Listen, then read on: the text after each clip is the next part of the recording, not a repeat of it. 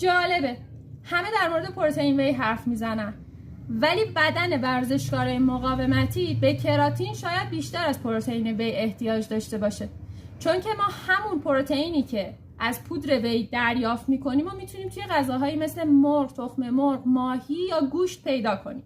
اما منبع کراتین توی غذاهای ما خیلی کمتره، در حالی که کراتین نقش موثری توی قدرت و استقامت و حتی ریکاوری ورزشکارای قدرتی داره، ورزشکارایی که وزنه میزنن یا حتی ورزشایی با وزن بدن خودشون بادی ویت انجام میدن، ولی خب شدتش بیشتره. دوز مصرف کراتین چقدره؟ بین 3 الی 5 گرم در روز. بیشتر از این مقدار مصرف کنی پولتو حروم کردی. واسه چی؟ چون که بدنت دفعش میکنه. ضمناً باید یادت باشه که اگه کراتین خواستی مصرف کنی حتما به مقدار 4 تا 5 لیتر آب باید روزانه بخوری.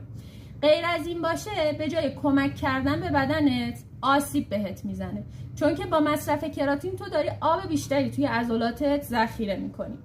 یه عبارتی مصطلحه که میگن کراتین بدون آب مثل ماشین بدون سوخت.